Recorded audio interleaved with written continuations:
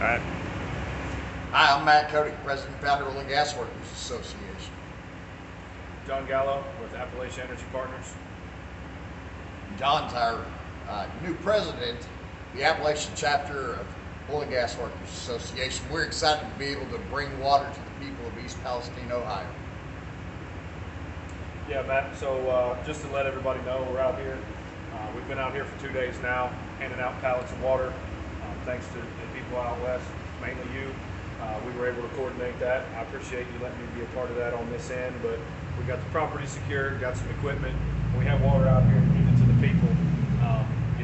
I don't know how you feel about the climate here and what's going on, but I think these people are scared, and I'm really happy to be here to help them. First of all, we're so grateful for all you've done because John here has really coordinated everything from the drop-off sites, collected donations from locals, really spearheaded the effort up here. We couldn't do this without you and Ethan and everybody at Breakpoint and everybody at Appalachian Construction. We appreciate all of y'all. You know, you asked about the climate up here, the mood. People that we've talked to feel like they need to be quiet about it, that they shouldn't ask questions. They keep being told something by Joe Biden's EPA chief and his agencies, and they're not buying it. Yeah. I mean, obviously we're not going to name names. We talked to a lady this morning that did not want to be on the news. Her exact words were she didn't want to get run out of town. And I understand a lot of those people. That there's a lot of people here that feel like they can't go anywhere. They don't want to go anywhere, and they don't know how. That's why I'm glad that OGWA got involved and we can come out here and be a voice for these people. Man, we appreciate everything you've done. Special thanks to everybody back in the Permian Basin and across the nation. Keith Stelter, Derek Clark, Wes Johnson, Caitlin Edge, everybody who has worked on this, Prater Benson, Mark Baker. I'm going to start naming names and then I'm going to leave somebody out. But man, everybody from across the country, but especially the Permian Basin, who has pitched in to send water up here to the people of East Palestine, Ohio. We heard some great thank yous over the last few days. Sean Parnell there in Pennsylvania also reached out to say, man, we love what you're doing. Senator Doug Mastriano in Pennsylvania. Here in Ohio, State Rep Mike Loychik. We've talked with several reps from across the country, and of course in the Permian Basin, who know that people here need help and are so grateful to see the help. Right, man. I mean, that message can hit close to home for a lot of people out that way. You guys aren't any stranger to being left out when there's a catastrophe. So, it's just fortunate that we can all get together and help these people out. That's it. People helping people. American oil and gas workers know what it's like to be abandoned by the Biden administration and on the wrong end of an EPA that's been weaponized against American workers and families. So when Biden's EPA chief tells people here in East Palestine, Ohio, trust the government, well, I don't know about you, John, but I don't think there are a lot of Americans, regardless of party affiliation, Republicans, Democrats, and Independents, who trust this administration. Well, I think there's definitely some questions that need to be asked, and I think there's some answers that need to be given out. Like we said, we're talking to they're unclear.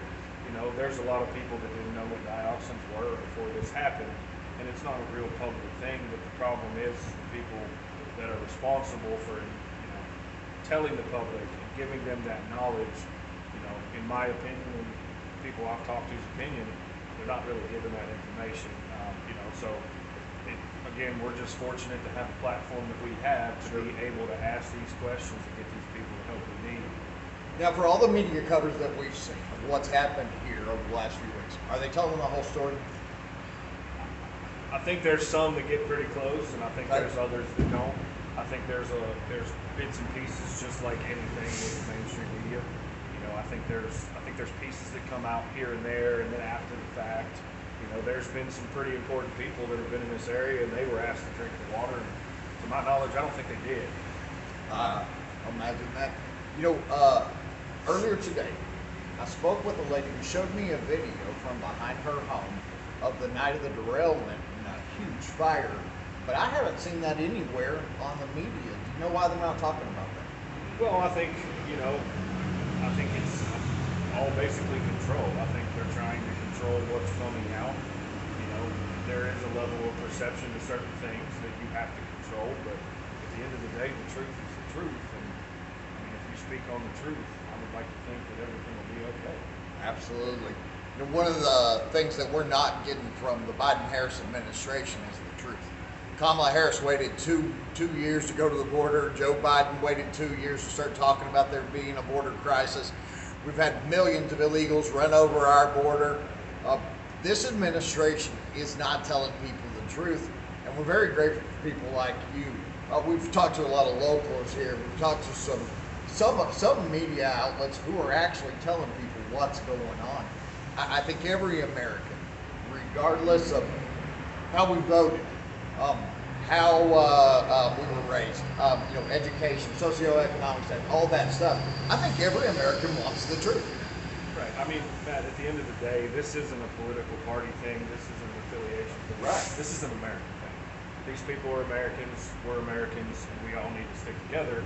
And without us sticking together and getting the information from those people, we can never be America.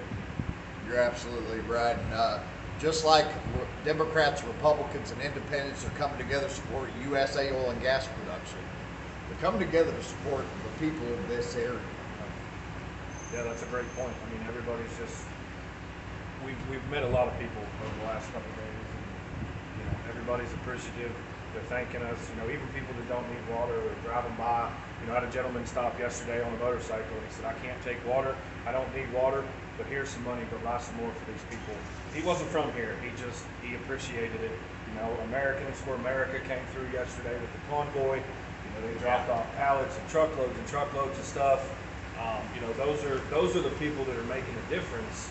You know, not the people that are responsible.